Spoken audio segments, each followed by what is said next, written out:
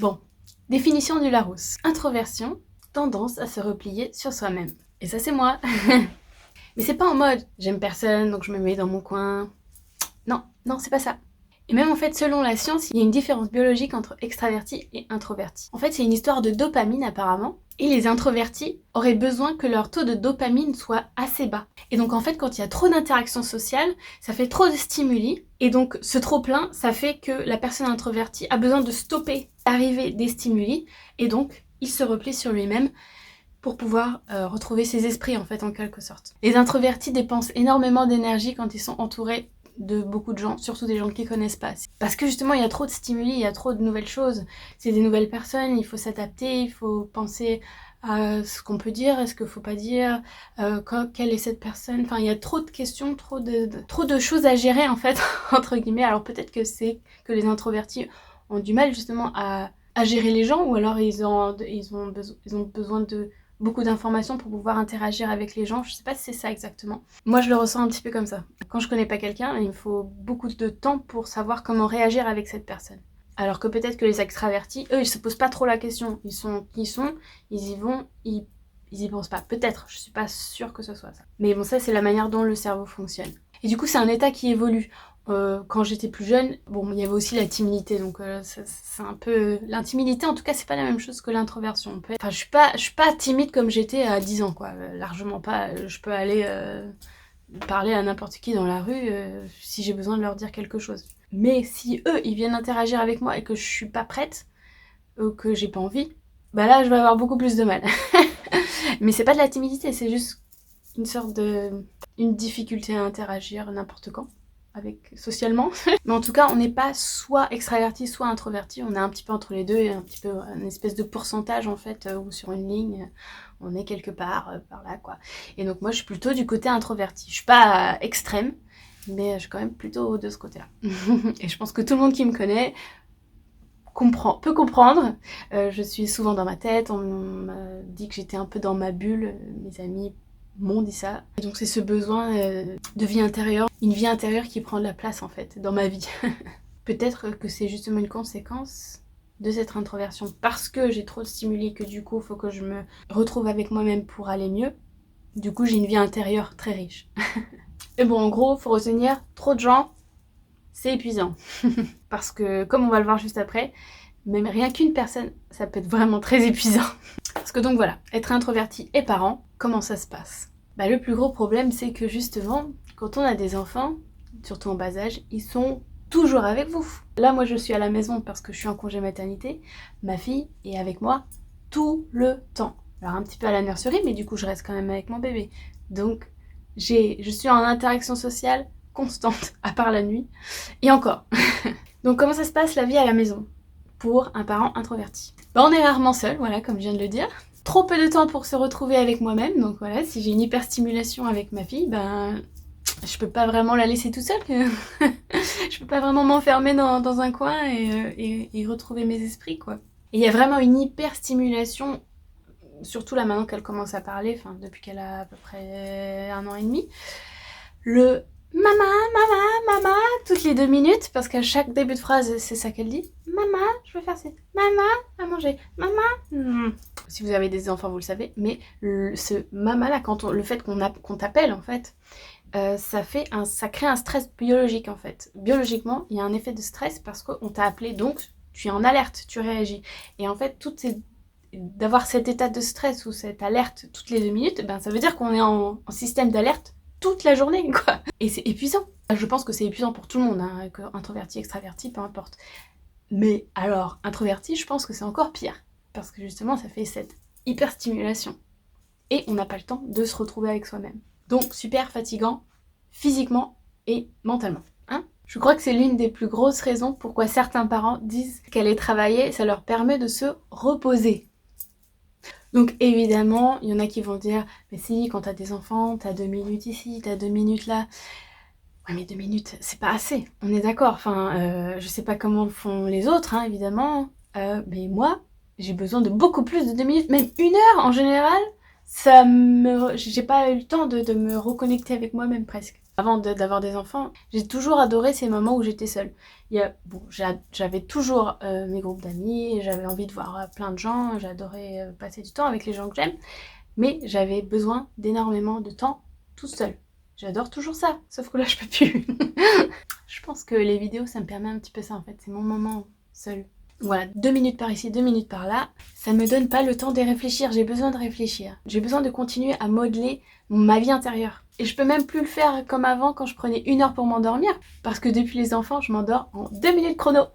Quand je travaillais, je trouvais un petit peu de temps pendant les trajets en voiture. Et là, je suis en congé maternité. Donc. Et je me vois pas me dire à mon mari, bon bah je m'en vais 1 heure juste à rien faire quoi.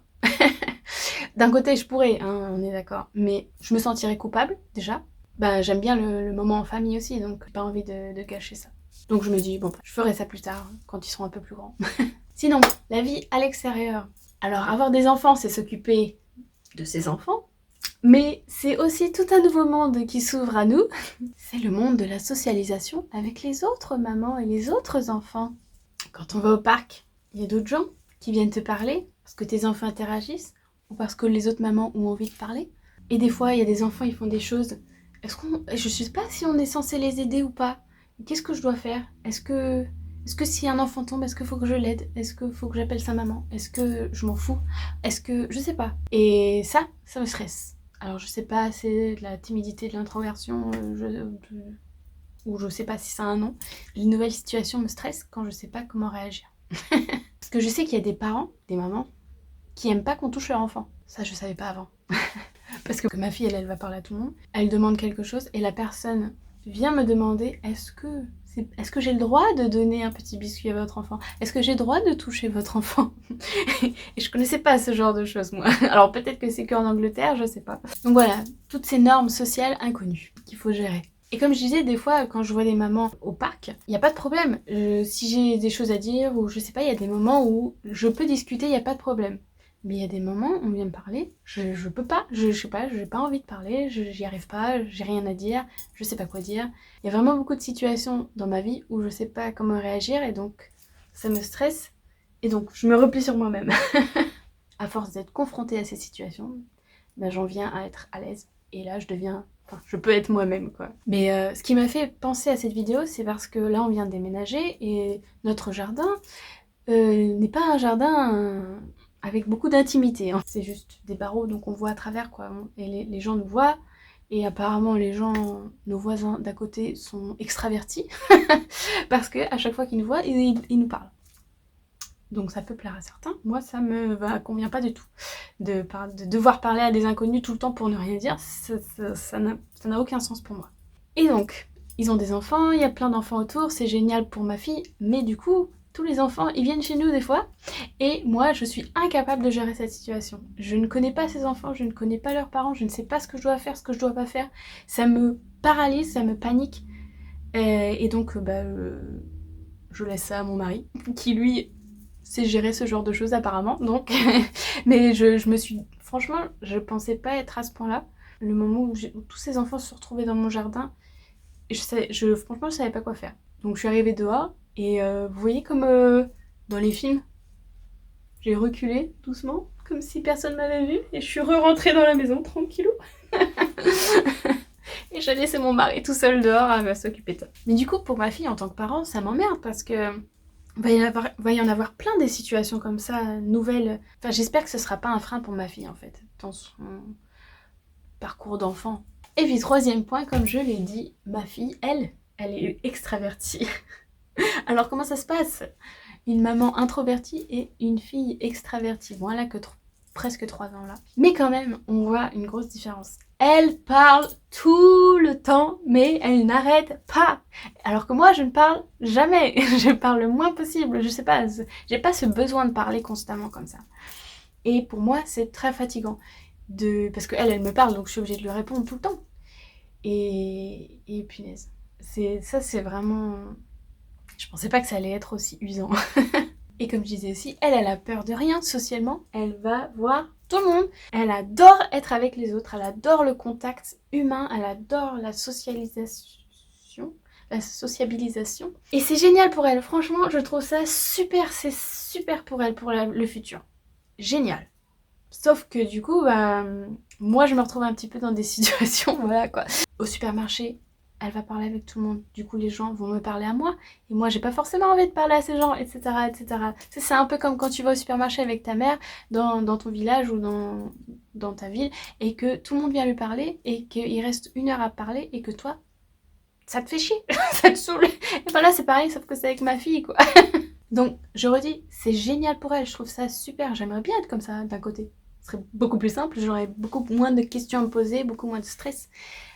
Mais voilà, chacun est différent. Et peut-être que justement, au contraire, le fait qu'elle me confronte à ces situations, ça va peut-être me faire m'améliorer, c'est ce que je me dis. L'être extraverti ou introverti, ça évolue au fil des années ou des situations en fait. Donc je ne perds pas espoir. Je suis déjà beaucoup mieux qu'il y a quelques années et j'imagine que dans quelques années, ce sera encore plus simple pour moi. Mais bref, voilà, j'espère que ma fille et moi, on s'entendra malgré cette différence. Elle changera peut-être aussi, il y a peut-être des choses dans sa vie qui vont faire qu'elle va se renfermer un petit peu plus, ce que j'espère pas, bien sûr. Mais j'espère qu'elle va comprendre en tout cas qu'on fonctionne différemment et que ce sera pas un problème. Qu'elle va m'accepter comme je suis et moi je l'accepterai comme elle est. On verra, on fera mieux. Et toi, t'es aussi introvertie ?